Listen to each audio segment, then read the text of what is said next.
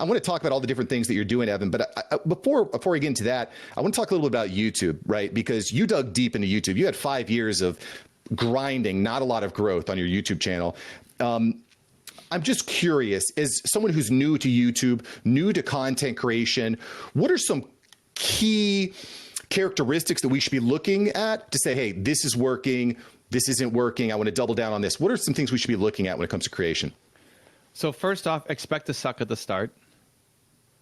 It took me 350 public videos until I wasn't completely embarrassed by myself.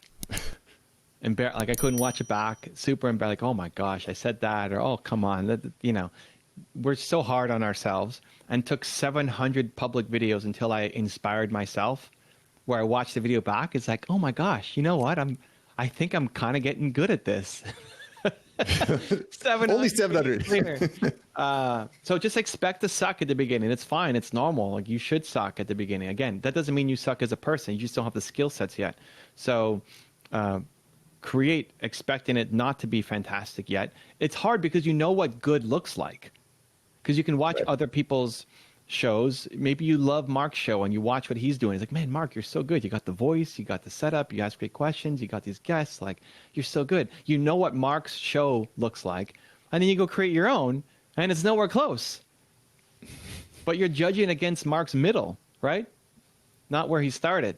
So just expect to suck at the beginning. And it's awesome. And reward yourself for putting out something that sucked, that you were afraid of. And then you just make tomorrow's better.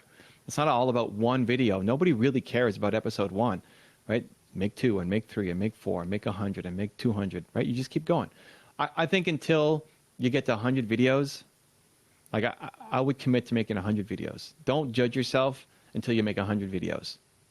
I'm actually looking at pulling my own data and maybe some of my friends who have big YouTube channels and just seeing where they were at 100 videos. Like at 100, where were you? You know, how good were you? How many subs did you have? Because it took me 5 years to get to 7,000 subscribers. 5 years of making videos. So just expect to suck at the start. The other thing I would say is always pay attention to what you have instead of what you don't have.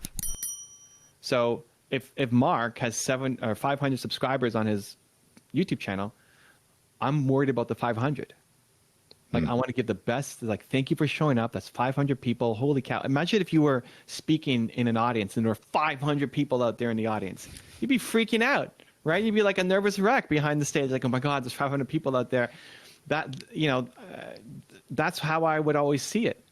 In my first video, in the first year of the video going up, I had 3 comments on it. My mom was the first one. My older sister was the second comment. And some random guy was the third comment.